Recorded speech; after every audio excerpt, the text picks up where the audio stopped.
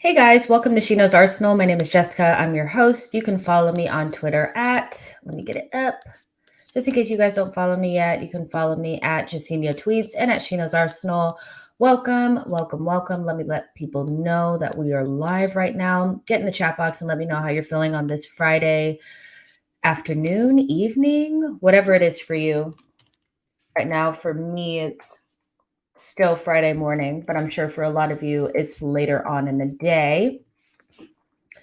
Let's see, let everybody know. Okay, great. So here we go. Obviously, on today's show, we're going to be talking about Arteta's new contract. He signed a new contract until 2024, 2025. So it sparked a lot of, I think, happiness in the fan base. For me personally, like on my timeline, I'm seeing a lot of positivity around this and feeling like this is the right move. But I also know that there are sections of the fan base that are not so happy with this news, and we're going to kind of talk about the ins and outs and the nuts and bolts of this topic. I don't think any of us are really surprised. This has been in the works for quite a while, and we heard about it maybe some months ago. And so anybody who's shocked that he's gotten a new contract has probably been living under a rock. So for me, it's not so much about like, oh, he got a new contract. I'm shocked. It's more about the timing and what that means for the future of the club.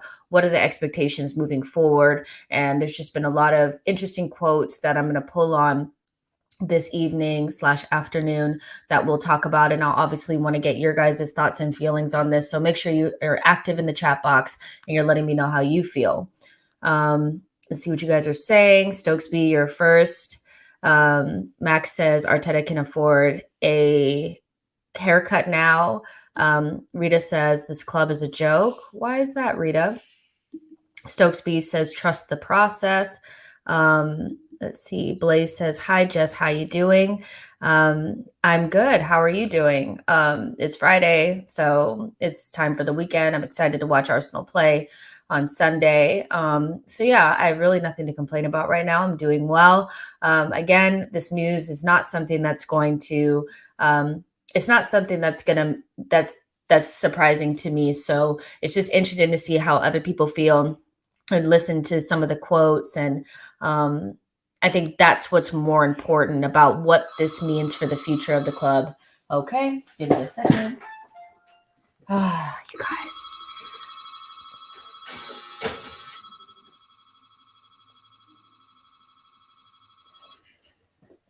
All right.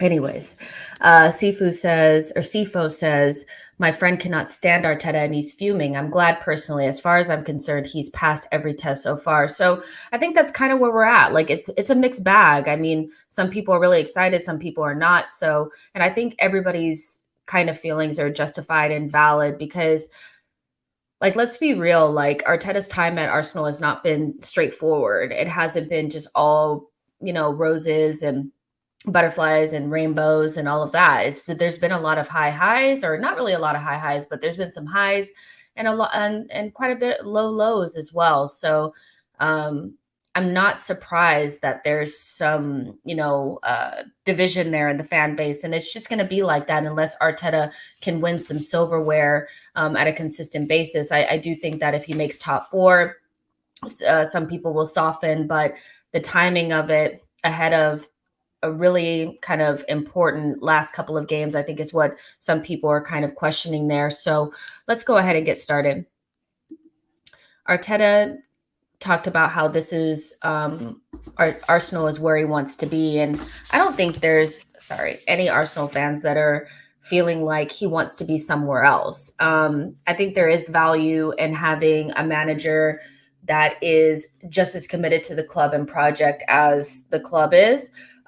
We've seen in the past, or even in recent history, like rumors of Conte wanting to put himself in the bidding for the PSG job mid-season or towards the end of the season when Spurs are fighting for top four. Even somebody like Carlo Ancelotti leaving Everton mid-season to go to Real Madrid.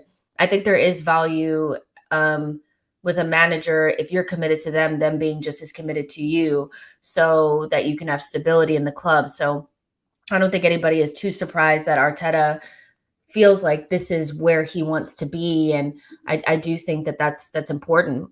Bulgarian Gunnar obviously singing the Mikel Arteta song.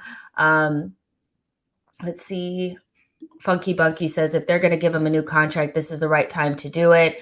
Um, I mean, it is a good time to do it. I think it was always in the works. It was never something that wasn't going to happen. Like he was, if I don't think he had to have finished like mid-table, I think really to not get that new contract. And so the timing of it, I mean, he basically was given the contract after the Southampton game.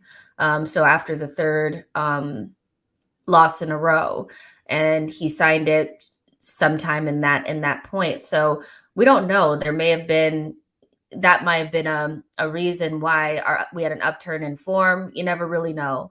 But I do think the timing is just what it is. Because there wasn't going to be a decision made at the end of the season. He was always getting it. So I don't really have an issue with it coming out now. Hopefully, maybe it gives the players some sort of like a little bit of a bounce, knowing that Arteta's not going anywhere, if that makes sense.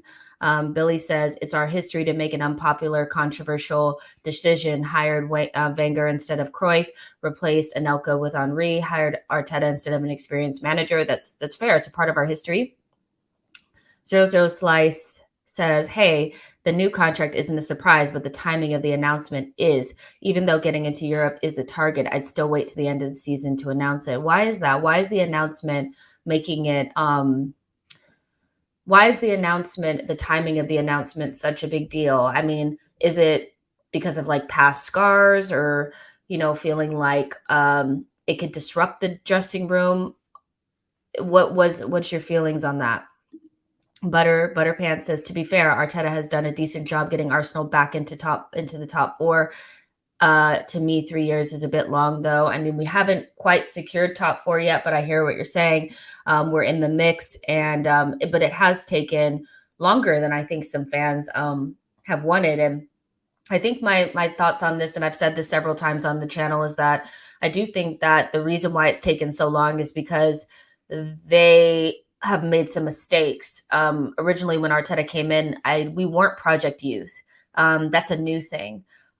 Project Youth was, Arteta came in talking about winning Champions League within the first 3 seasons that he was here. And I think that he thought he had more buy-in or would have more control over some of the older players in the team. And being so far off of it, finishing 8th in his first full season, I think put into stark reality of where we actually are, and the fact that we really need it. We could not salvage what we had. And maybe if we had brought in a more experienced manager, you could have salvaged some of the players that we had. But having such a new manager and the clear division in the locker room, that it was really apparent last season that there were some players that just weren't really feeling what we were up to. Finishing 8th, I think, made Project Youth more of a reality, but also needing to bring in new players that would buy into a longer term project was a thing.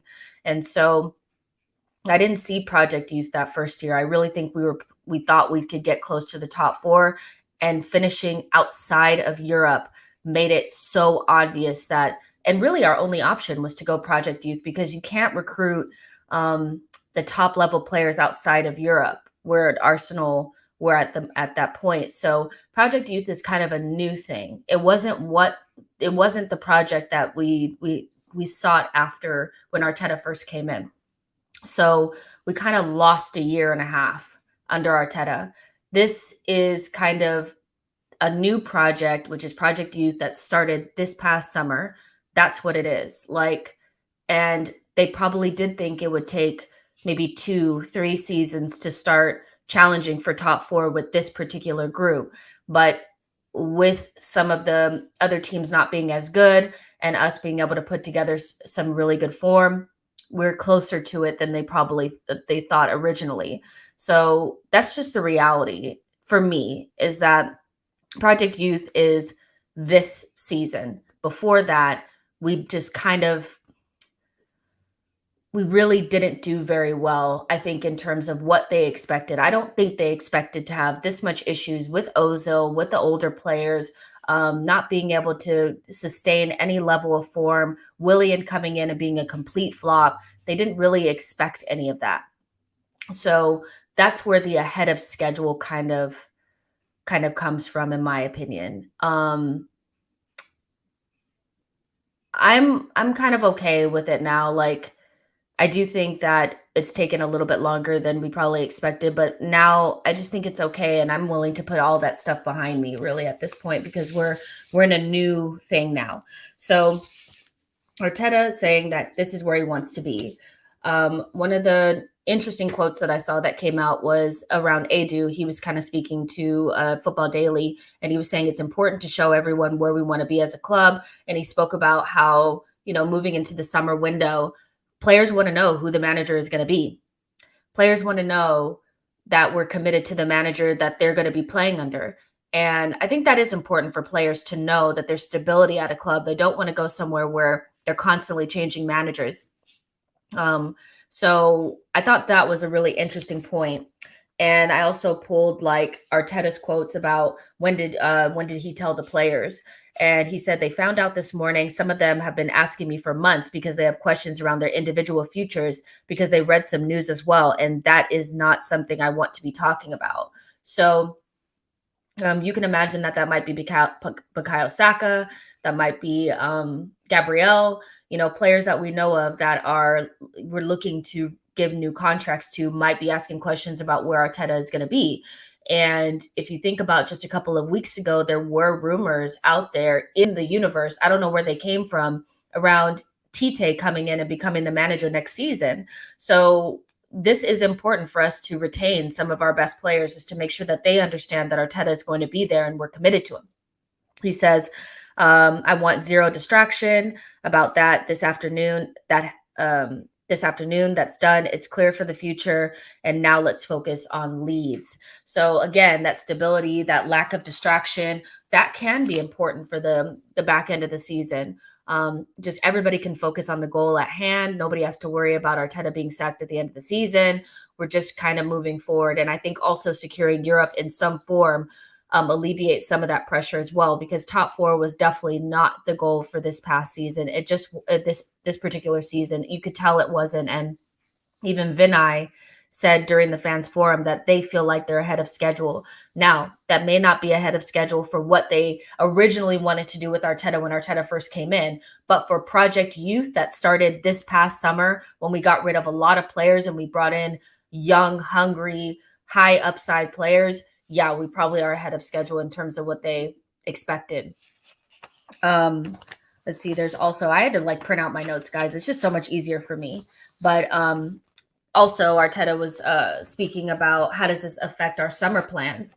So he said, so we can explain to players, so when we are discussing the possibility of prolonging their stay or recruiting someone who's playing for a different club, you have to explain how you are going to do it and in detail, so they know and expect clearly that they are going to expect clearly what they are going to believe in if they join our club. In order to do that, the club thought it was best at the best moment to do it. So yeah, I think that makes total sense. And this is also coming from Arsenal people, so we don't know if this is the truth or not, but there's been a lot of talk around Arteta being able to really convince some of these players to come to Arsenal. Ben White, he spoke to Thomas Partey. The big players that we've had come in have been persuaded by Mikel Arteta. So in order for him to do that same job for us this summer, in a really big summer for us, he has to know that he's going to be there, right? So I think that all pretty much makes sense for the summer, and for us to try to retain some of our best players. Happily Egg says you can see the improvement both technically in playing style, better cohesion. I agree with that. Billy says it's true. Players do care about this. For example, some players hire stat company to choose their next club, i.e. Depay. Giovanni says, I have a real issue with the timing of the contract. It was bound to happen, but at least wait until the end of the season. But what difference does it make? I think that's when you say that there's an issue with the timing of the contract, if you know it's going to happen regardless of if it right now or at the end of the season, why does the timing matter? I think that's where I'm trying to get to the bottom of, like, what do you think is going to happen? You think the players are going to capitulate now? Do you think that it could hurt our chances of top four with the players knowing that he's going to stay? What is wrong with the timing if we know, regardless to if he finishes in sixth or fourth, he's going to get this contract? That's my question. Billy says, for me, the best thing that they can keep on saying, they're putting the plan in place for the summer. That in itself makes no excuse for them not to strengthen. Blaze says, after extends the contract right now, it's important to make the top four. Arsenal need to concentrate, beat Leeds on Sunday. Butterpants says top six is secured now. Maybe that was the goal for the management. I mean, top six is secured. Maybe that's what they were waiting on. And top four is like the icing on the cake, because they've said multiple times that, like, they feel like they're ahead of schedule. Top four is something that we didn't think we were going to have the ability to really compete for this season. I think a lot of fans can attest to that. And then the club kind of doubling down on it makes a lot of sense. So for me, I don't really see why the timing makes a difference. I think the only way that the timing makes a difference, which again, I think the timing of this, the fact that the club gave the Arteta the contract after he lost to Southampton on three games lost on the bounce, shows that there's a big gulf between what's actually happening at the club and how the club views the project and what people on social media think.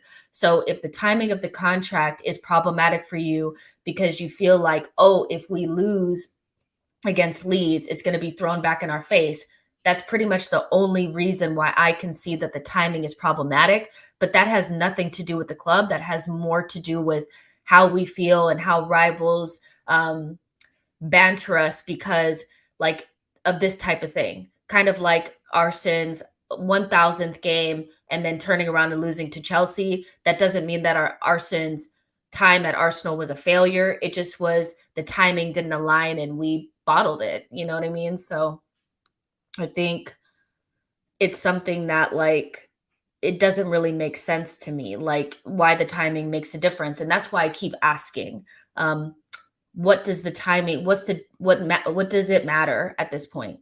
BX Gunner says the timing coincides with the Amazon documentary. They need a strong finish. Fair enough. The Onyx Lens says recruitment, all about recruitment, cannot attract players with coach on a year deal. And here's the thing as well, like, we at this point can start our recruitment. I think that I don't really think that we'll have an issue recruiting midfielders and fullbacks if we were to finish in Europa League. I think the striker is really the one where we have a difference in quality that we can go after depending on where we finish. But right now we can start really putting in place our summer plans and start talking to players now. We have a manager that's going to be here, and we have Europe, so to me, it makes sense. CFO says timing is the reason you do it now. You're having conversations and negotiations with potential signings now. They want to know who the manager is going to be. Tony says the timing is PR perfect. We just got top six, but at the same time, protected. We failed. But at the same time, protected if we failed to get top four. Zero Slice says, I think PR wise, it'd be better to seal top four, then make the announcement, but it's a lot of ifs, ands, or buts. It is what it is. But see, that's the thing is, like, whether he makes top four or not, was getting the contract. So I don't know. I don't think it really matters, but that's just me. So we'll see what happens. We'll just continue on now with some other parts of the quotes that I thought were interesting. Make sure you guys are liking the video and subscribing to the channel. So Arteta's goals. I found this part of his interview on Arsenal.com to be interesting. Arteta said his original goals were to set and instill the values and respect of how everyone was going to represent the club. Guillaume Balaguer also did that interview with Alcott.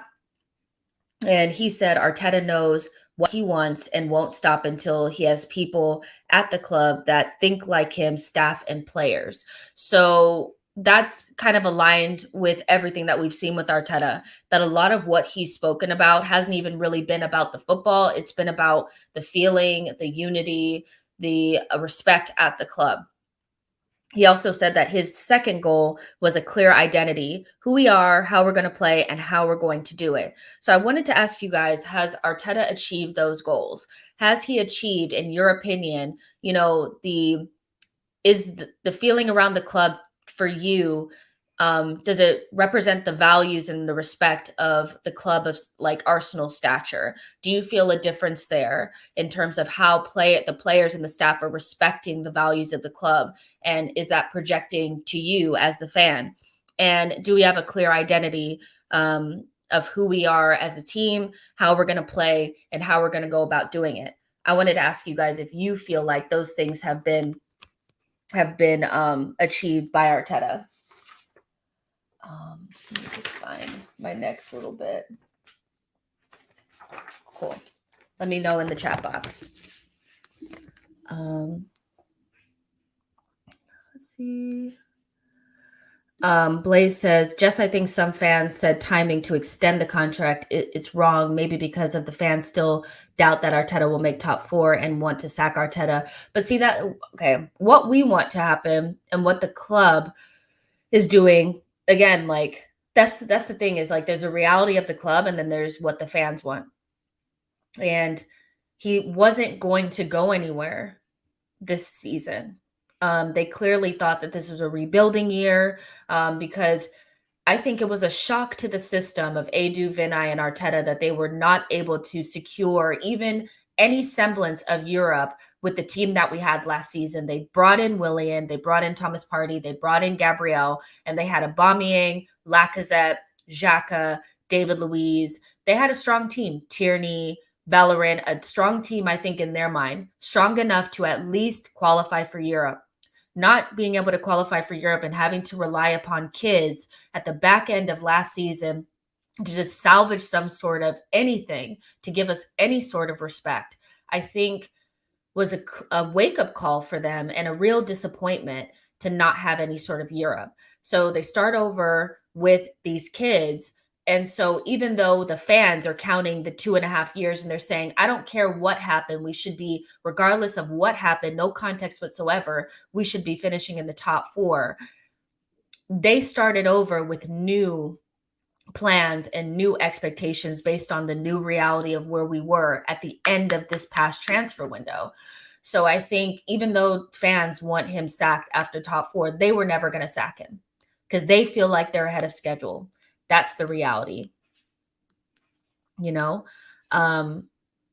Survivor says, I think there is an identity at the club for the first time in a long time. There's a long way to go, but it's been positive so far.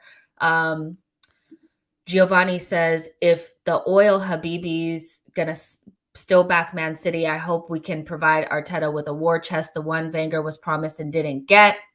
Don One says, yes, Arteta has brought back culture and a feel-good factor for the fans. Simon says, definitely on our way to Arteta's goal for an club identity. Also, those comments about his values made me think there's no way Ivan Toney is coming to Arsenal. Giovanni says, yes, a fair amount of Arsenal bred players, a good French contingency, and an attractive style of play. DNA is there. We just got to tinker.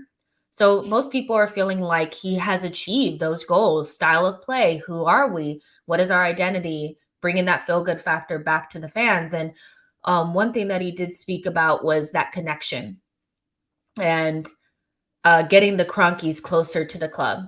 For me personally, the Cronkies have to go a long way for me to start changing how I really feel about them. There are some fans that I think have started to go kind of big on the Cronkies are different. They're running the club well. I don't think I'll be able to say that I feel like the Cronkies are running the club well in my eyes, like until we're actually winning things. They've done a lot of damage. So for me, it's kind of like, it feels kind of gross to start changing that opinion just based on a window that we feel good about and a feel good factor that's coming back to the club. That being said, Arteta really spoke a lot about the connection and wanting the Cronkies to be closer, and feeling like when he first got to the club, he saw that a lot of the fans were very negative on the staff, the players, and the ownership.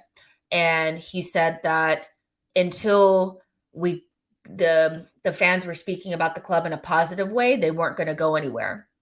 And he's seen a change in that.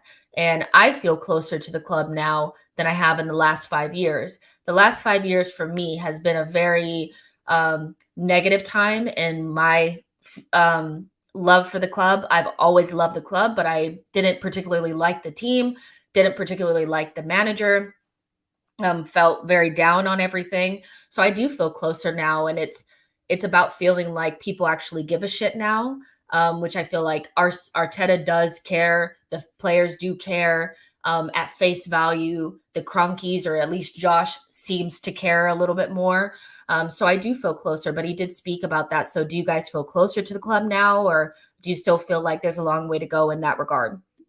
Dev M says the identity is visible in glimpses on the field. When we have our starting players, if we can add more quality, the identity will be more prolonged. And I think that's where the argument around when we have our starting 11, we look like a top 4 team is valid. I don't necessarily feel like it's valid in the when we're not playing well, we don't have our starting 11, so it's okay for us to be shit.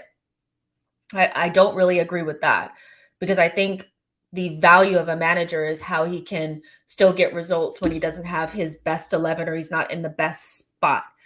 But where that becomes valid is when we're talking about, have we seen improvement?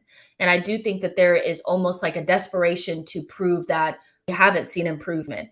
This season, I have seen a style of play. That was big for me at the beginning of the season, was we need to finish with some form of Europe, ideally not Conference League. So fourth, fifth, sixth, something around there, because the team is more than good enough to finish in the European places. But I need to see a style of play that we can build upon. I need to see a style of play that feels like it can win something. And I feel like between November and March, that's what we saw. We weren't able to sustain it because, at the beginning of the season, we didn't have the players. They hadn't really played together, going through a rough patch. And then now we don't have Thomas Partey, which we rely upon him very heavily. We don't have Tierney. So we have some other pieces in there that aren't really working the same. But for a large chunk of the season, I saw clear improvement in a way of play that I feel like we really struggled and were really squinting to see last season. I didn't really see it. I thought we looked stiff.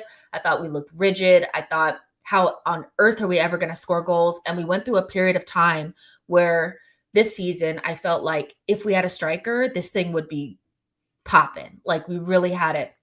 And I still think that there's levels to go with the players that we have. I think we need better attackers, goal scoring attackers, players that have that pedigree. I think we're a midfielder short. Our fullbacks are not quite where they need to be. But overall, I've seen that improvement on the pitch, and that was a big thing for me. And so I think Arteta has done enough for me to get that new contract. I don't think it's that big of a deal, because you also are not wedded to a manager the way you are with players when you give them new contracts. But I do see how some people feel like 2.5 years, no top. If we don't get top 4 and we bombed out of all the competitions and he got us out of Europe in the first place, he has to go. I kind of see that, but that's not quite. I think in terms of these goals, he has completed those. So we also talked about what his new goals were. And his new goals, or what he wants to do moving forward, is taking Arsenal to the next level and competing with the best. We have to be playing in the Champions League to do that. And so I do think that for Arteta, he understands what it would mean to get top 4 at this point with this particular team. Throw all the other stuff aside, the fact that he's been here for 2.5 seasons, this team that he has right now, if they were be able to qualify for the top 4, I do think that that's an achievement in itself. We have young players that are clearly under a lot of stress. They're playing at a big club. Some of them for the first time. This is the first time that they've fought for the top four. This is the first time that they've been at a club with this level of expectations. So for them to have that on their head with a very inexperienced manager, also coupled up with, for large parts of the season, we have to be honest, the senior players haven't been holding their weight. It's been towards the end of the season where they've kind of started to do what we expect of them. We're talking about Xhaka, Thomas Partey, Lacazette for some of that. But for a large part of the season, it really has just been the young players doing their thing. So I do think that this team getting Champions League would be a big achievement. But taking the club to the next level and competing with the best is something that I do think that's where I feel like Arteta needs to convince me more that he's at that level to be able to compete with the Peps and the Klopps. Do I think that he can be a top four manager right now? Yeah, I do think he has that capability. If he has the tools, he can get that team to churn out 3 points almost on a weekly basis. But can he manage a team that's in multiple competitions, keep them in the European competition to the latter stages of it, and also secure top four? That's something that I'll be interested to see next season. That's where I feel like would the proof will be in the pudding, where the cream will rise to the top or not. I really do think that that's the next step for Arteta, and I don't think he'll have as much of uh, as much leeway after this summer, because he'll have a striker, he'll have more depth, he'll have more quality, and so we need to see him be able to compete at that level. But that's definitely the next step for him, and so we'll see how he goes with that. But how do you guys feel about that? Do you think Arteta has what it takes to take us to the next level to compete with the best? When we say competing with the best, we're talking about the Tuchels, the Peps, the Klopps.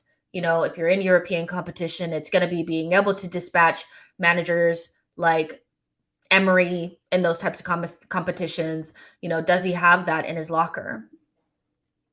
Let's see. Seawalder says, but I want the moon on a stick. Okay, I don't know what you guys are saying. Don One says, Ferguson won nothing in his first 5 years, and he finally won the FA Cup, but some Arsenal fans believe Arteta should be winning straight away. What clowns? Liam says, need a final next year. I mean, what are your expectations for next season? Knowing that Arteta is going to be here, knowing that he's going to get a striker, he's going to get a midfielder, he's going to get more quality and depth. What are your expectations of him then? Because I think we look at what we're going to do. And obviously I do think we have to focus on ourselves most of the time. But I think about Manchester United, they're going to throw money at it. They're going to go hard with Ten Hag. Tuchel and Chelsea under new ownership, they're going to go again. Spurs under Conte, they're going to go again. It's not just going to be us buying these players. So if you think about like the reality of next season, it's going to be really difficult to be in a European competition and also qualify for the top four, or qualify to Champions League through the league next season. So what are your expectations? A lot of Arsenal fans are like, oh, well, we bombed out of all of the domestic competitions, but we got to a semifinal and we had to play Liverpool. So I always take that into consideration. Do you expect to be in the finals of every single competition? What are your expectations? Because if you look at what Klopp has done at Liverpool, it took until now for him to really go for every single competition, like to battle at every front. But look at the depth that he has now, the quality and depth that he has now. We're not going to have that. So what are your expectations for next season for Arteta, knowing that he'll be here? Let's see. Yo-Yo says, people must accept that the process has always been Arteta's development, not necessarily the squads. Frank M says, every team needs a process. Man City did, Liverpool did, Arsenal is no exception. Process is going okay. Top four just to be a shortcut. Nashville says, the team is just like Holding's hairline, developing nicely, just needs a little flare up top and a little more depth. Fair enough. Giovanni says, Arsenal of the past would be head down at 1-0. At 1-0 down, the urgency to grind out results are there. When ugly has been a theme over the last 13 games. I agree. That is definitely something that I've liked under Arteta, is that we're not afraid to be humble and win ugly. I don't necessarily want to be a team that can't maneuver and won't just say, you know what, we need to put in a third center back right now. You know, who cares what it looks like? I like that we've been able to instill that under Mikel Arteta. I like that the team has a lot more grit about them. They engage in the dark arts. They're not as wimpy as we've been in the past, 10 years or so. I like that about our team. We're confident when we need to be, but we're also humble when we need to be. And so I respect that. Style of play has been a big improvement. And overall, I just think the team is just more substantial. I think there's a lot more about us than there was under Emery and in the latter years of Arsene Wenger. Tony says, I think this channel, just in chat, was high but not impossible, irrational standards. I can't think of a reason not to extend Arteta unless Klopp is about to walk through the door. Yeah, I mean, there's also the who else are we going to get type of conversation. Every other top manager is in a job right now. They just are. And I'm not sure if I believe that we're in a position to just poach, another manager out of where they're at. If there was another manager that was available right now that was better than Mikel Arteta, that was like of the standard of a Nagelsmann, of a standard of a Klopp, of a standard of that level, I would say then yeah, maybe, you want to look somewhere else. But right now, I just feel like he has another season in him to really show what he has, to show that the low lows were more because we're in a process and not because he's not good enough. And then we see what happens from there. Let's see what you guys are saying. Don One says, trust the process. BX Gunner says, challenge what? Challenge in the league, like for the title, challenge for top 4 again. What are your expectations beyond what does challenge mean? Giovanni says, I want him to take the FA Cup seriously. Do you think he didn't take the FA Cup seriously this season? I mean, I'm not sure I believe that. I think we had injuries. We had lost Granit Xhaka, I believe, and Thomas Partey was also out. I think that was when didn't both of them get red cards and they were suspended or something like that. So I'm not quite sure that I feel like he didn't take it serious. I think putting Patino and Lakanga out there was more due to the fact that we didn't have a midfield. Nuno was everybody's favorite left back until that game against Nottingham Forest. And everybody felt comfortable playing him. I know that he wasn't good against Liverpool, but everybody was still kind of okay with him. So I'm not sure that he didn't take it serious. I think that was a shock result. I really do. So I don't think that Arteta doesn't take the FA Cup seriously. Season prior, I think, did we go out to Southampton early in that competition, if I remember correctly?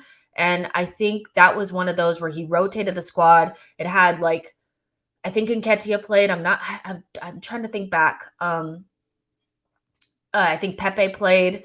It was a good enough team to beat Southampton, and they just couldn't do it. So I'm not sure that I believe that he's not taking it serious. I think we have a squad depth issue. And then because our midfielders had been idiots a couple days before, we didn't have a midfield capable of doing anything against that Nottingham Forest team. So I don't know if I feel like he didn't take it serious, but I would like to see us go further in the FA Cup for sure. In the Carabao Cup, we got to the semifinals. We got to the semifinals and we had to play against Liverpool. I don't think we didn't go far in that competition. We did. S says, depends on the players that we get. Billy says, I think we need to give him the tools and we'll see. I can see he's taking us to the next level. I can see he has taken us to the next level. His idea is very clear. Play possession football with a little bit of pragmatism if we need to. Nashville says the Wenger special, 4th in a quarterfinal. Blaze has a question. Jess, what is your expectation of Arteta next season if Arsenal will qualify for the top 4, qualify for Champions League?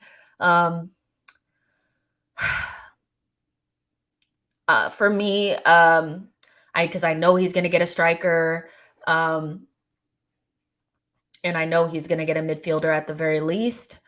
For me, it's going to be qualify for the top 4 or qualify for the Champions League through the league. We need to be a consistent top 4 team. And if you think about what it's going to require to get that, you realize how big the summer window is actually going to be. Because Nick, like, we're looking at it now and it's like, okay, of course we're the top 4 team, but Spurs, Chelsea, Man United, all going to go again, all going to strengthen. And there's only 2 spots really available, because right now I just don't see Man City and Liverpool declining in such a way where they wouldn't be in the top 4 at this point. We always know that there's a shock. There's always one team that we think is going to do really, really well that ends up not doing it. But when you think about it, you have 4 teams with good managers and resources that are going to be fighting for 2 positions. So Arteta has a very difficult task ahead of him. I think qualifying for the Champions League through the league is something that I need to see this next season. And I would like to see if we get into the Champions League, at least get out of the group and get to the knockout stages. If we're in the Europa League, I expect us in the final. That's it. I just expect us to get at least to the final. And if we get to that final, we better win it. Like, I just don't think I can stomach another Europa League semifinal going out, as we'll have the depth and at least a better version of depth and quality than we've had before. So that would kind of be my expectations. Just be respectable in the FA Cup and the Carabao Cup. I want us to get to at least one final. That would be my requirement, whatever competition it is. But my main focus would be qualifying for the Champions League through the league again, if that's what we get. That's it. Reggie says, I don't know, Jess. The reality this year was that we wouldn't make Europe again, and that Conte, United, and Chelsea had all made better moves than us. There's always a shock. That's the reality, Reggie, is there's always a shock. There's always a team that does really well, which could be us this season, and teams that everybody thought would do a lot better, and you're not really, you're not really there on your own merit. There's always somebody that it could be us that ends up not doing as well as we thought, or it could be Chelsea, it could be Man United, it could be whoever. I just feel like, for me, the most important thing is just to solidify ourselves as a top 4 team, because that's how you get the best players. Is they know that you're going to qualify for the Champions League through the league every season. So do that and get to a final. And if we're in Europa League, he needs to get to the final and win it. That's me. If you're in Champions League, I just expect us to get out of the group and get to the knockout stages. That's just me. Shola says top 4 plus good cup runs would be nice and steady next season. Tony says, I want separation from the upper mid-table, 70 to 80 points. The points are also really important. We're about 20 points off pace of the top 2 teams. I would like to see us cut that in half at the very least. That would be that could be just as easy as not just as easy, but we're also a team that just doesn't draw enough. I know we're not going to win every single game. If we won the amount of games that we're winning now, but a couple of those losses were draws, 3 of them were draws, we'd have 3 more points and we'd be way clear of Spurs and United at this point. So for me, it's not even just about winning more. It's about just stop losing as much. It just seems like if we don't play well, we lose. And we need to become a team that says, if you can't win it, just don't lose it. So I think the points are going to be important. I would like to see us cut that 20-point gap in half at least. That would be my goal. Butterpants says top 6 obligatory, top 4 would be nice. Don 1 says, yeah, I saw the Southampton game. Did you see the Chelsea, Man United, and West Ham games? Yeah. Let's see. I think you guys are talking to each other. Yo-Yo says, my expectation depends on how the season finishes and the transfer window. People do no favors for this manager by consistently comparing him to Pep and Klopp. Fair enough. Dev M says, next season, I expect the team to win the games they bombed this season, along with maintaining the good results we got this season. So I guess that means the 3 that we lost recently, and maybe Brentford at the beginning of the season. I can see that. Yeah, let's see what else are you guys saying. So many comments. TJ says, I found Arsenal the perfect striker. His name is Gabagol. Nashville says, replacing Xhaka is a lot harder than you think. Billy says, last season, yes, we finished 8th, but only 6 points off Chelsea in 4th. It shows clear progression of the team. Next season, we need to try to close the gap to the top. S says, by the way, if we want to get back to competing with big clubs, we need to move on from average players like El Neni, Cedric Holding, Xhaka, etc. S, we agree on that. If you guys are not a patron for Arsenal Vision, you should. Tim did one of his clips where he just talked on his own, and his clip was about squad players and kind of like this idea that we need to keep El Neni and keep Nketiah and keep Holding because they're nice guys. And it's like we kind of just have forgotten the reality of those players and that they haven't been good enough all season. But now that they've had a couple of good games, it's like, okay, we need to keep on to these players. I'm a believer in getting better players, letting your current starters fight out for those positions. And if they're not good enough, they become the squad players, or they become the substitutes, or they become the rotational option. I don't believe in buying squad players, maintaining guys in the team that just because they're good guys that will never ask for playing time, but they do a job. I don't want anybody in the team who, if the guy that's actually playing in that position gets a season-long injury, I wouldn't want to see that guy. And I feel like El Neni and Nketiah fall in that category. So I agree with S on that one. But that's about recruitment, and so we'll see what happens with that. So next, I just wanted to just touch on the, him being offered that contract during that time where he was in a really bad way. I do think that shows commitment on both sides. And for me, because Arteta said the club offered me the contract when we lost those 3 matches, and he was very emotional and all that kind of stuff. This is unprecedented in modern football. The type of runs that Arteta has had at the beginning of the season, as well as, the Southampton, Brighton, and Crystal Palace run, some of the bad runs that he had last season. A lot of managers don't make it through that. A lot of clubs capitulate and just say, you know what, I can't deal with this. We're going to get rid of him. There's been many calls for Arteta out, at least online. In the stadium, I know it hasn't been the same, but there's been some low lows with Arteta. After the Europa League final or semifinal, that was another one. So this is unprecedented, in my opinion, in modern football, to have a young and inexperienced manager where the club is really backing him and keeping him on board, even though there's been some really bad results. And the shock and emotion that Arteta spoke of means that he knows that this is not normal. And if the club is backing him and committing to him, he needs to also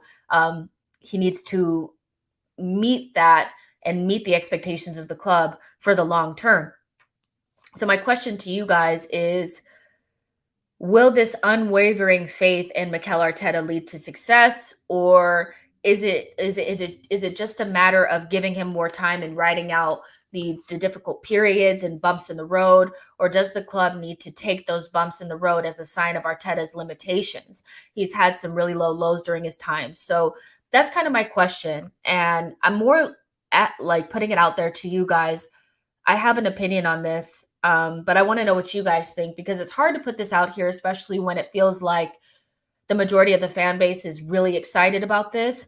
But do you guys feel like it's just about riding the wave and making sure that, we don't capitulate too early? Or do you think that some of the bumps in the road have come because maybe is it just inexperience, or is there a chance that he's just not good enough and that there's been early signs of it? That doesn't mean that I feel like Arteta's a fraud or anything like that. I think it's okay to have open conversations about these types of things, not being negative, but just, is there a possibility that we are betting on a horse that may not actually win us the race? What do you guys think? As I take a sip of my tea.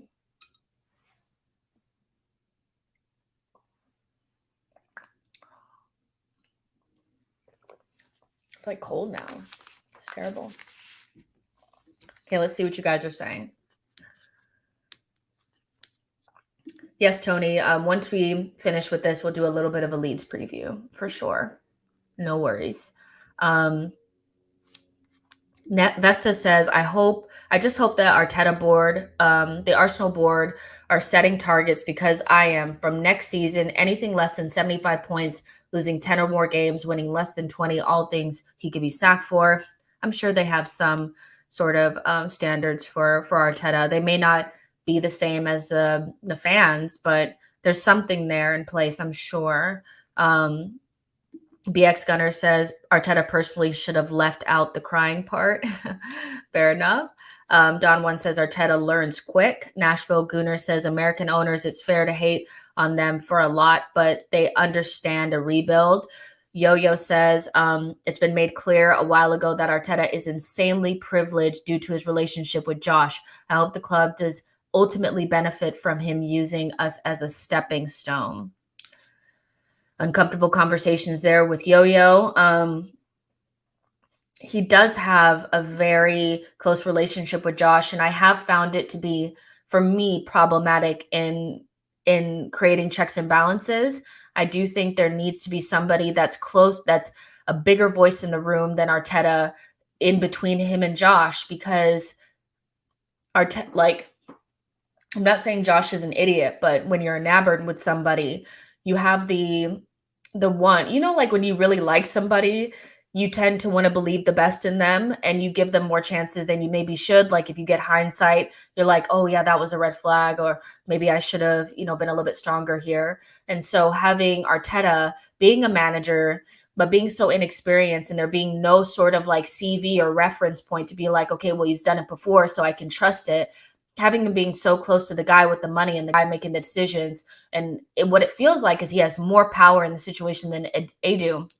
Having that be the situation at Arsenal, I do feel like it leaves it leaves room for Arteta to be given more chances than maybe he should. And I hope that we get the benefit of that. And that's why I'm asking the question. That's why I'm asking the question around, when does it become like, at some point, if we're not hitting the targets that we feel like we should after so many transfer windows and so much money spent, it won't be that the club is not, is not working correctly and we have bad eggs in the dressing room. It'll just be that he's not good enough. And have we seen some of that? Or is it just, this is just how a rebuild goes? Because a lot of people just say, well, this is just a rebuild. This is how it goes. I think that there's been some circumstances that have been more just due to Arteta not being that good right now than it being just, this is just how a rebuild goes. That's just me though. Saturdays equals you says faith will not lead to success. Only talent will. Jury is still out on Arteta. I think we'll know a lot more after this next transfer window. He'll have a preseason. There won't be any international football to keep him from having his players. He'll get more money, better players. His players will have played in his system for a whole season.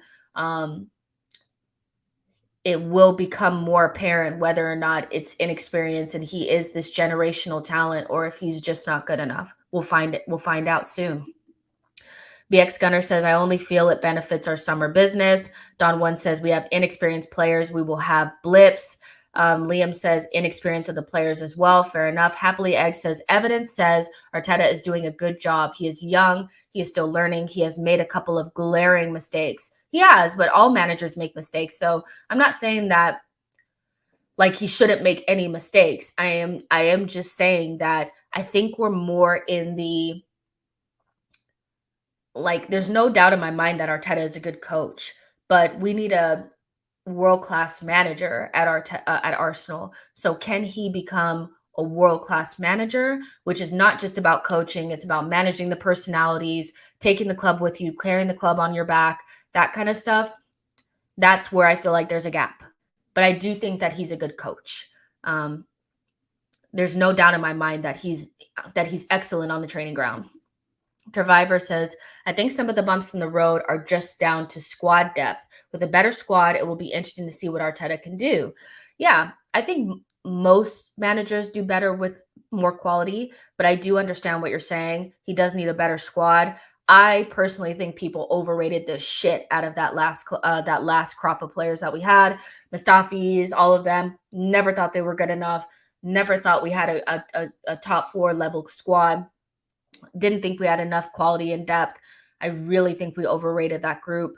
So I do think Arteta does need better. So we will see. Lord Gunnar says, Jess, there is no better alternative available to Arteta than Arteta. Like him or not, him signing a new contract was the best possible choice for the club. Let's see. Butter Pan says, I thought it was disturbing telling us he gets the contract after 3 losses. Is supposed to show the support for Arteta from the board, but it makes the board look kind of naive. That's interesting. I don't know if it feels naive, because I don't think they were like, oh, who cares about these losses? Like, I don't think it was that. I think it's just they wanted to show that they believed in him, which I do think that commitment and showing faith in somebody does reap rewards in the right circumstance. So if you have a really talented person that you believe in that's going through a difficult time, it can bear fruit if you commit to them in a difficult time. But that's only if that person is ultimately the right person and extremely talented. And I feel like that's where I need more clarity. Is Arteta insanely talented? Is he the generational manager that people say he is? But I don't think that faith and commitment to somebody in a dark time shows naivety. In management, sometimes that's really a smart thing to, if you have a talented individual on your team, to give them support when they're down. That's a sign of good management sometimes.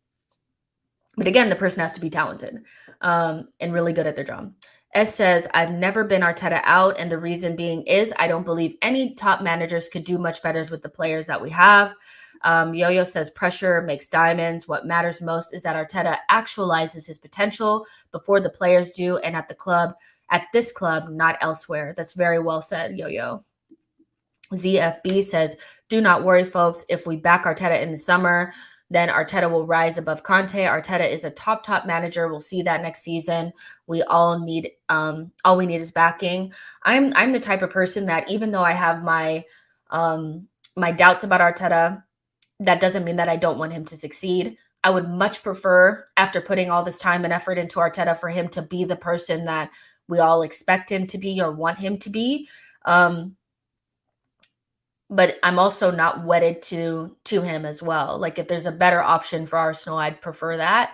But I'm not sure I'm not sure that we're at that conclusion just yet. I think this next season is really going to make things a lot more clear, which I'm excited to see. I really am. Nashville says, rebuilds take time and some consistency. We need to play this out.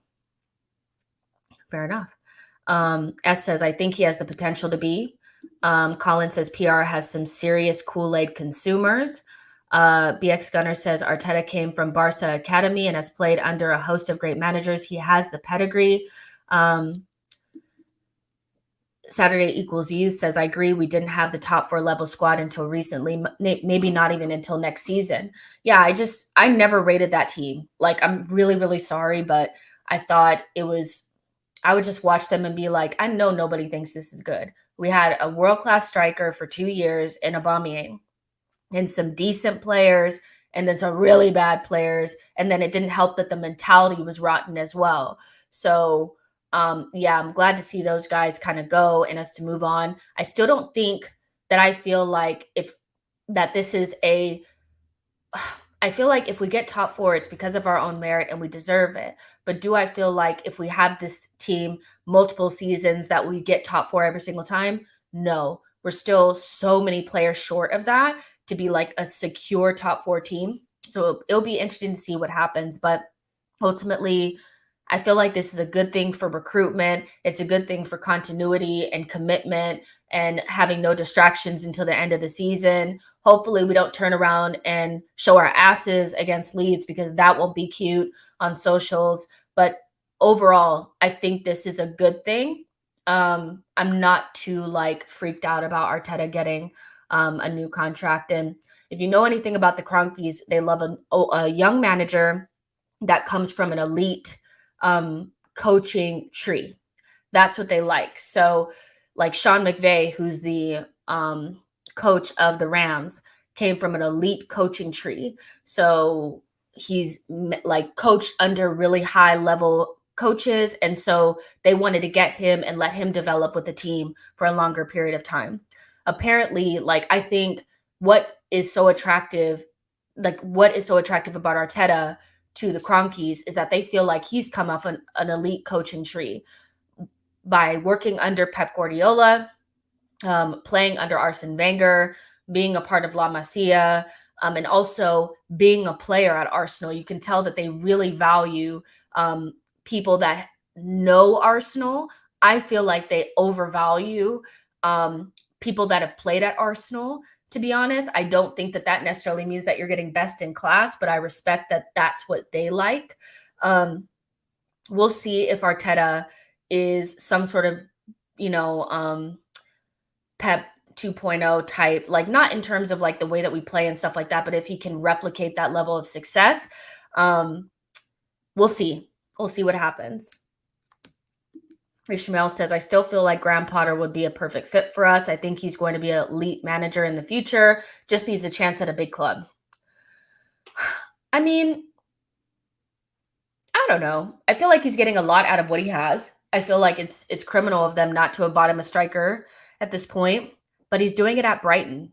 Look at what happened to Nuno Espirito Santo. Like, he obviously, like, going to Spurs, even though Spurs is not a big club, it didn't hit the same. Like, he couldn't do it. We've seen it. Moyes going to Manchester United. We've seen these Emery going to Arsenal. We've seen that there's been managers that do well at smaller clubs and they get to bigger clubs with bigger demands and less time to really mess around that don't do a good job. So Graham Potter is not somebody that I like. If Arteta doesn't work out, I think you need to go with an experienced world-class manager and stop with the projects.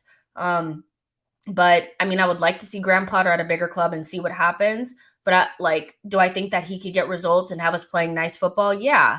Do I think he's the answer to our problems? Probably not. So yeah, I don't know. I think Graham Potter is a good manager, but it is what it is. CC says a good cup run would be an improvement next year and a stab at the Champions League. In other words, not getting out straight away. Fair enough. Yeah. I think we don't have the type of squad that can, and there's not a lot of teams that have the level of squads that can compete on all fronts. They could go into the Carabao Cup, the FA Cup, a European competition, and the league and go far in every single competition. This season, we got to the semifinals of the Carabao Cup. I feel like we would be okay if we had went early in the Carabao Cup and we had made it to the semifinals of the FA Cup, because as an Arsenal fan, we really, really love that FA Cup, and going out of that, I think, was very hurtful. But if we could go far in the European competition, obviously, depending on which one it is, going far means different things. But I just think not getting beat by a Nottingham Forest early in a domestic cup would help. Like, let's get knocked out by another Premier League level side. But if we go to like at least, like if we go to the final in some domestic competition, I feel like I'll be okay with that as long as we secure top four. I'm more concerned about being a really good league team than a cup team right now. And I'm not sure we'll have the type of squad that could give us both at this point. Even though I think we'll be better. Nudrin says he just sold himself well to the Cronkies. Would you take Pep's current right hand? Does anyone even know who that is? No, I don't know who that guy is. He just yells and looks really, really pissy on the sideline. And he definitely doesn't have good enough hair to manage the Arsenal. So there you go. Callum says, I personally like what Arteta is doing and glad he has been given the contract. We just need better players now. Rajat says 4 to 5 main big club in England. S says Graham Potter is different. He has Brighton playing like a top 6 team. I think Graham Potter's doing a good job where he's at. Like, do I think because Vieira is doing well at Crystal Palace that he steps into Arsenal and just kills it? No, I'm not sure. So I get what you guys are saying. Graham Potter is somebody that Spurs or would be looking at to take over for Conte because he's twerking for other teams. So it'd be interesting to see. I think he would do well at Spurs because they're not quite an established elite club. They're not Liverpool, Man United, or Arsenal. So I do think that he could have somewhat of a Pochettino effect on them, playing good football, using resources well, being able to use a young team, because that's ultimately what Levy wants to do, is very similar to what Arsenal is doing now. Manchester United want to do something similar. So obviously we're doing something that other people want to copy. But yeah, we'll see. I'm not really too fussed about Graham Potter, to be honest. Let's see. Praise says, been watching the Champions League games, and what's clear is how crucial a ball-carrying midfielder is. All the top teams have one, and with a solid DM and balance in midfield, clear to see we need one. We don't have enough ball carriers through midfield. That's very, very true. We have good, like, wide players that can do that up top, like in Saka and Martinelli, and then sometimes Smith Rowe, but not really in midfield. We have Thomas Partey is not really a ball carrier. He does a lot of progression through his passing, and he can get past a guy, but ultimately he's a different type of player to that. We need somebody like a Jude Bellingham type that can just get the ball and just push us forward. I know people have seen what Camavinga's been doing at the end of games for Real Madrid, picking the ball off the players and just dribbling forward and getting them through pressure. We definitely have more passing players in midfield than we do actual ball carriers. So we do need somebody like that. I'm not sure the players that we're being linked to in Tielemans and Neves actually have that ability in them, but we'll see what we do.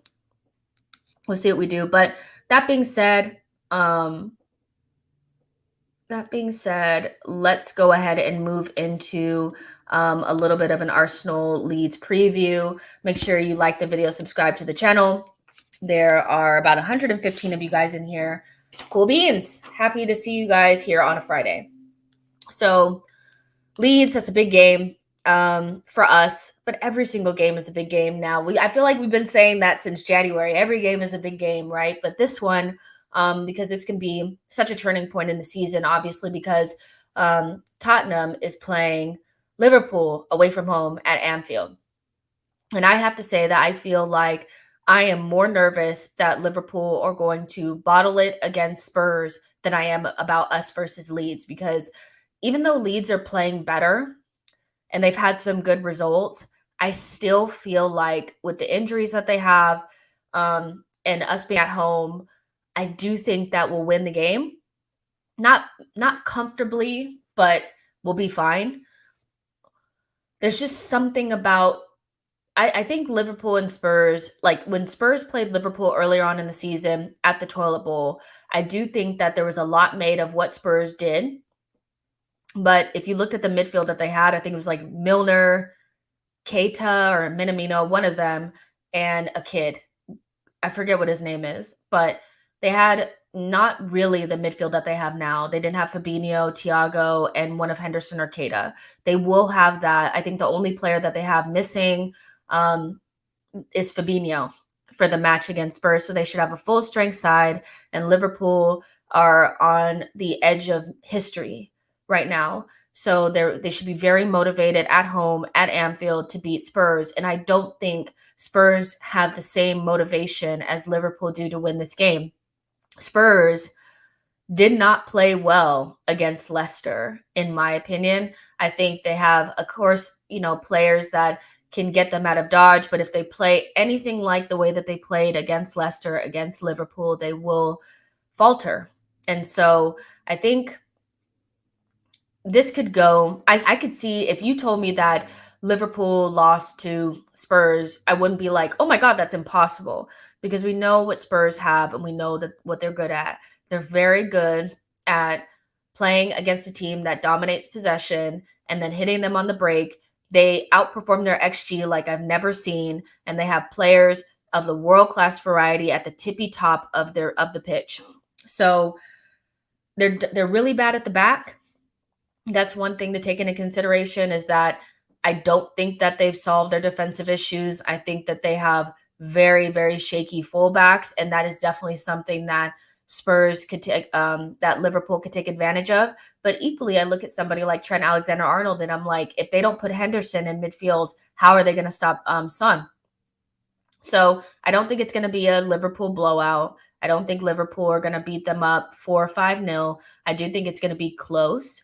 But I do think Liverpool will win it because they're too motivated not to. And I personally thought that them beating Villarreal was key. I think you go strength for strength. When you win a game, you have a little bit of a wobble, and then you win a game, you go through to the finals of the Champions League, versus losing to Villarreal and going out and having to pick yourself back up 1 point behind Man City in the title race, when you were trying to make history by, winning the quadruple. So I do think that this is a game that just needs to go to plan. It just has to go to plan. It just cannot be like Man City versus Spurs, where they just always let them win. Liverpool have to beat Spurs. And if they do that, if we beat Leeds, I think we have a really good chance of making top four. Everybody, to my knowledge, is in contention. Tomiyasu and Bukayo Saka trained, and Ben White was going to be assessed. He's in contention, but he's going to be assessed. Personally, I'd rest Ben White for the Leeds game so that I can make sure that I had him against Spurs. I think Holding is a perfectly fine deputy for against Leeds. But you guys can let me know what you think. And having Tomiyasu back, if he is fit and ready to go, I think helps that a lot. But Leeds have been in between systems and in between ways of play because they're kind of schizophrenic now that they don't have Bielsa. And Jesse Marsch is trying to make them more solid. They got their asses whooped by Man City, but we're not quite Man City, so we'll see what happens. I'm feeling excited about this game, but also really, really nervous. And I want to know what you guys think. Do you think this is a straightforward win, or it could be a potential banana skin? I think that because we have to play all the teams that we're playing to the end of the season, Leeds, except for Newcastle, Leeds, Spurs, and Everton are all fighting for something. So that can make things really, really, really difficult. But what do you guys think about this game? What do you think could be the potential downfall? Do you think this is straightforward? Do you think it's a banana skin? Are you more worried about Liverpool versus Spurs?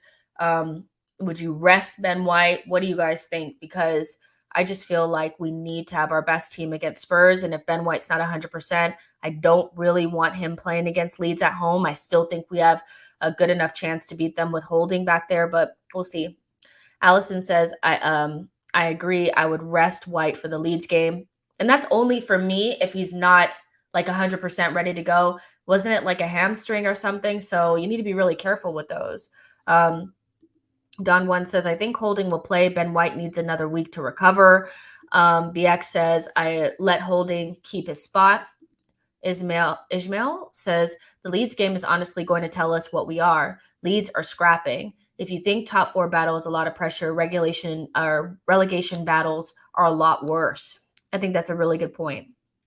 Blaze says, Jess, I get what you're saying, but I can't see Liverpool to lose or draw against Spurs. Liverpool are in another level right now. They are. I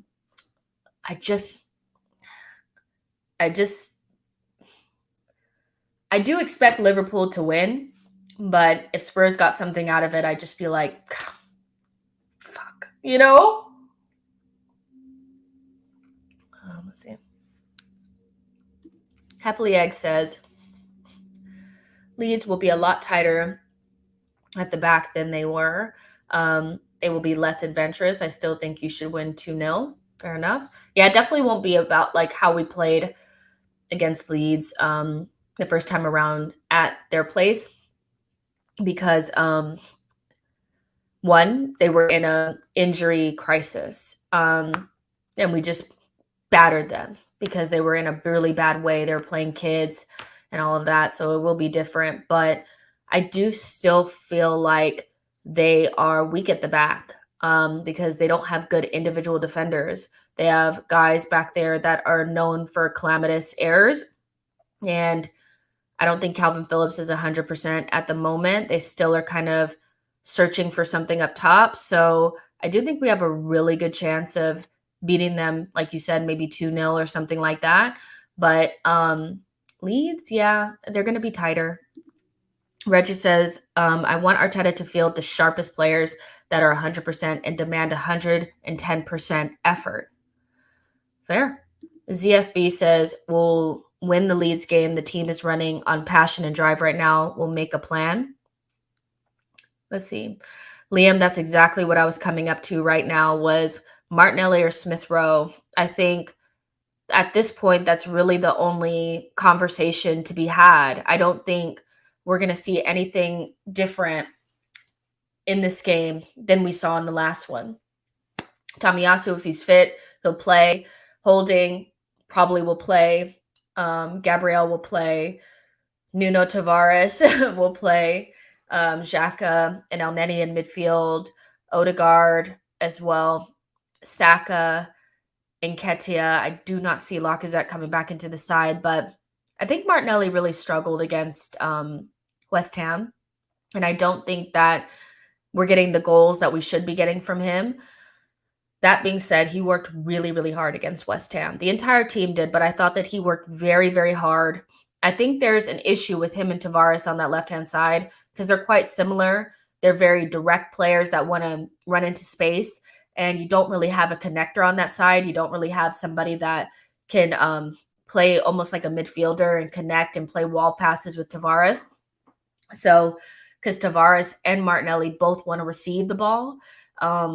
So it's kind of like a weird dynamic over there on that side. That being said, Emile Smith-Rowe is not that good of a defender. And that's not to crap on him. That's not to say Emile Smith-Rowe is not a good player. It's just when we look at it defensively, he's not as good as Martinelli. But you're probably going to need Martinelli more against Spurs away from home than you'll need Emile Smith-Rowe. Then you'll need Martinelli at home against Leeds. So I think with just for balance sake, I think Emile Smith-Rowe should probably start against Leeds and then let Martinelli come off the bench if he has to. That's just what I would do and play Martinelli against Spurs because you're going to need to secure that side with Tavares and we may need to really defend on that side. And I just don't really see ESR being able to do that for us away from home. So we'll see what happens. What do you guys think?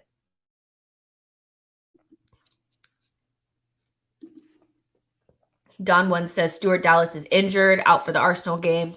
Big miss for Leeds. Good information there, Don One. This is one of those where Leeds is one of those teams where as much as I want them to be as weakened as possible, I still look at even their strongest lineup and I think we should be beating them. Obviously, if they're missing key players, that's a good thing for us. But I'm looking at this okay, how could they possibly beat us? We're a much better team, even weakened than they are. But that is good information to know who they're missing. Stuart Dallas, doesn't he kind of play all positions for them? He can play center back, he plays full back, he plays in midfield. Isn't he kind of the do-it-all guy for them? Let me know. And there's another player like Liam Cooper. Didn't he get injured again as well? They are missing players. Imran says ESR can't defend. Martinelli must start. Happily Egg says, I still think Martinelli should be down the middle closer to Odegaard. Put Smith-Rowe out on the wing. The thing about it, Happily Eggs, is that I think a lot of Arsenal fans feel that way about Martinelli, that he is a striker and we should just play him. But I think Eddie Nketiah has done enough to keep his spot, and you can see why Nketiah is playing and Martinelli is not through the center because he is a striker and he's done it before. So I think you could just keep Nketiah up there. Obviously, he's not the best striker in the world. But right now, Martinelli as a striker is an unknown quantity, and we don't really need to be messing with things, in my opinion. Blaze says Martinelli's couple last games looked not in form now, but Smith Rowe and Tavares play better together than Tavares and Martinelli. That's how I kind of feel as well. And I just think ESR at home with Tavares on that side. Defensively, we won't need to defend as much. I would hope that we would use Tavares to the best of his ability and let him bomb forward, let Tomiyasu play more like a center back, get that build up going that we had before early on in the season. Let ESR play off of that left-hand side, let him pinch in, let Tavares be that fifth lane and just play like that. And then against Spurs, you make the big decision. I think we should play 3 at the back against Spurs. That's what I think. I really think we should, but that's just me. Imran says, oh yeah, you already said that. Okay, so Cooper will play. I thought he got injured, but hey, fair enough. Dom1 says, plays left back for Leeds currently. Okay, yeah, so he's somebody that they need, right? So S says, ESR done more in 5 minutes against West Ham than Martinelli did in 85, bar the assist. I think both of them, like when it's like ESR, when he comes off the bench, looks really good. But when he starts really slow. And he just sometimes just cannot get involved in the game. He's really been a good finisher this season, and he could be on the periphery of a game and pop up with a goal, which is great. But he's not as involved as I would like him to be. That being said, I would start him. I don't think Martinelli did enough to like keep his spot per se, and I just think it's a better fit with Tavares anyway. Yo-Yo says, seen Dan James play up front for them. Leeds are cannon fodder. Snake Eye says, 100%. I believe that Tavares is going to be our weakest link, and Rafinha is very technical. Yeah, Rafinha is obviously a worry, but I still feel like Leeds can obviously hurt you attacking wise, and they have some good attacking players, but we've played against teams with good attacking players before. Our defense is pretty secure. Even when we didn't have Kieran Tierney and we were playing Cedric and Tomiyasu wasn't playing, like we were pretty secure at the back, even though there's some like howlers like against Crystal Palace. So I do think we'll be fine against what they have to throw at us. And we'll be at home. We have a lot to play for. They're going to be opening up, they need to get 3 points. So I think this could be a game where we can get them early and really knock them off their swivel. But Tavares is just going to be a liability defensively anyway. So I don't think there's much you can do about that. Maybe you use attack versus attack kind of situation and let Gabriel deal with Rafinha, because hoping that Tavares is a good defender against Rafinha is like hoping the sky is green tomorrow. It's just not going to happen. Ishmael says there's a lot of history of players playing on the wide left and then migrating into the center at our club. Yeah, true. CC says Arsenal should be beating these teams. Look at Brighton, Palace, etc. Rahat says, like Rafinha, very technical. Rodrigo, Harrison, and Dan James, the Hedgehog. Yeah, I mean, they have decent players. Don One says Brighton and Palace are better teams than Leeds. I don't feel like I'm so worried about what they can do to us. I'm more concerned about how we make sure that we get out there and score a goal early, knock them off the swivel. If we score a goal early, then they have to open up. And if they have to open up, they look stupid. So that's pretty much the game plan, is to get the goal early, get the Emirates on top of them, make them nervous, and they will make mistakes. Because again, no matter what Jesse Marsch does in terms of getting them in a better shape and coaching them up defensively, individually as defenders, those defenders are calamitous. So I just feel like get the early goal. They'll have to open up because they'll have to try to get something out of that game. We get the second goal, game over. Game over. So yeah, that's what I would like to see. That's what I would like to see. I asked a question on Twitter the other day. Do you think Lacazette will start another game for Arsenal this season? What do you guys think? I mean, he could play against Leeds, and then we play Nketiah away from home against Spurs. But then it's kind of like, for what?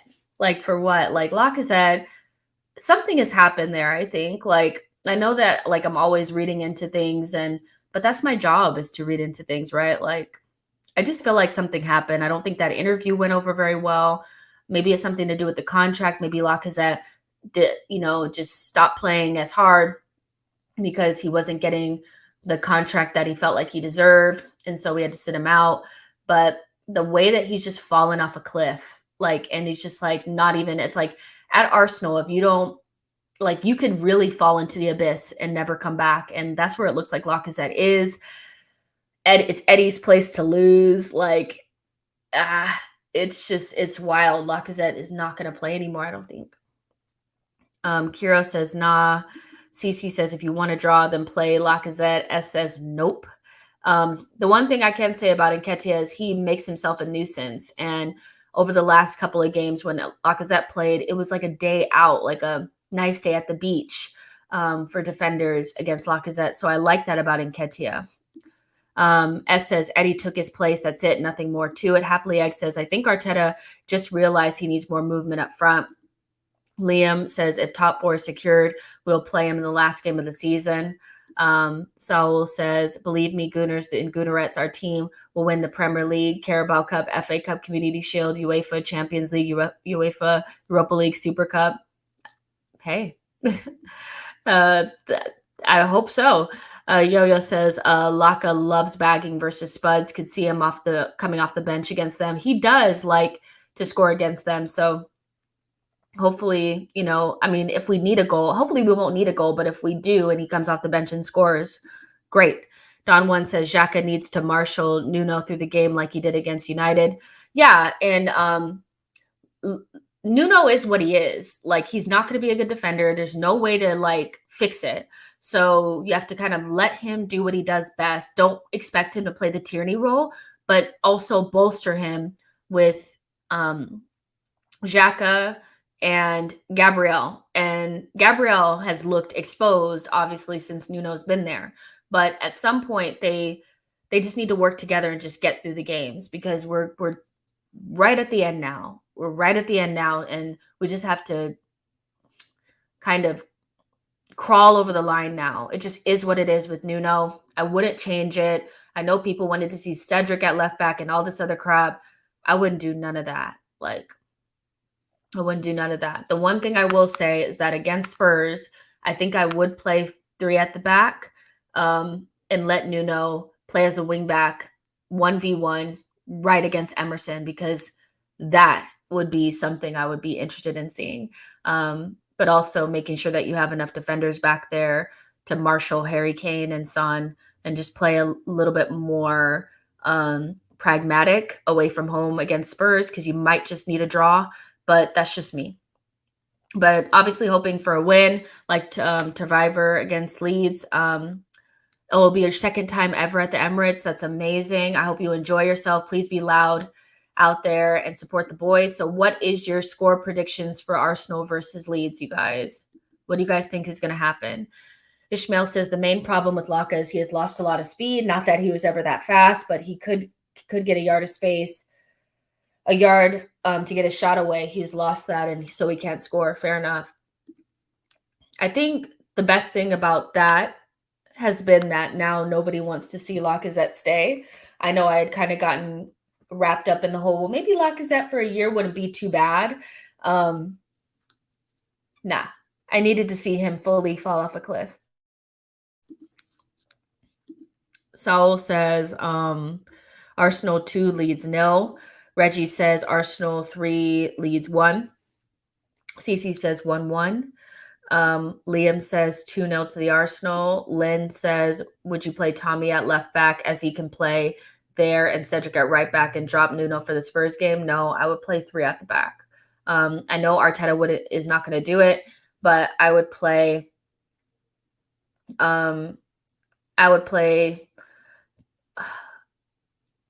kind of like how we did against, I think it was like Man United, and Saka was kind of like a wing back, but more forward anyway. I would do something like that where we would play, I know for sure I'd have wing backs, and I would make them play man v man against their wing backs, because their wing backs are not very good.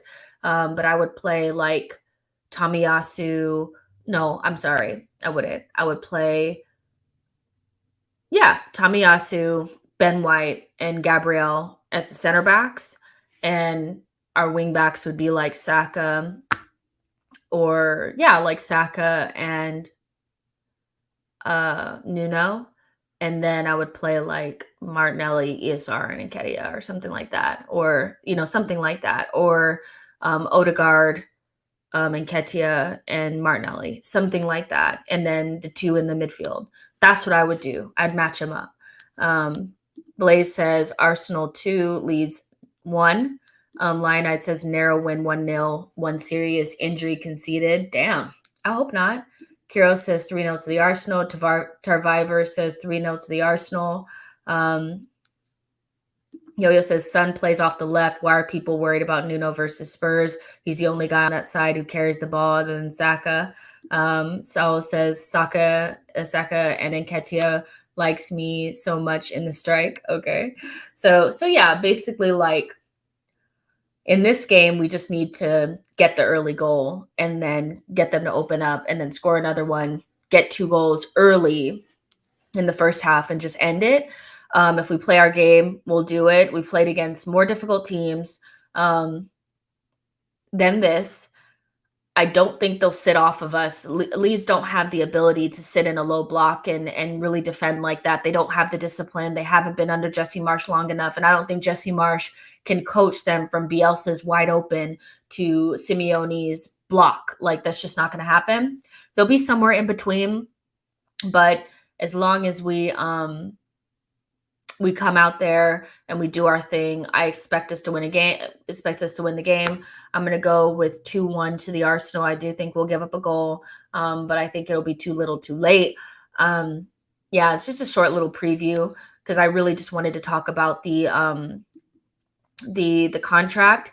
And this has been a great conversation, you guys. I will be back after the Leeds game to do player ratings. I haven't been able to do them lately because I just had like so much stuff going on, but I will be able to do one after this game. And hopefully we're talking about an Arsenal win. So make sure you guys like the video, subscribe to the channel, share this with a friend, and I'll see you guys later. Enjoy the rest of your weekend and hopefully the Arsenal match. Bye guys.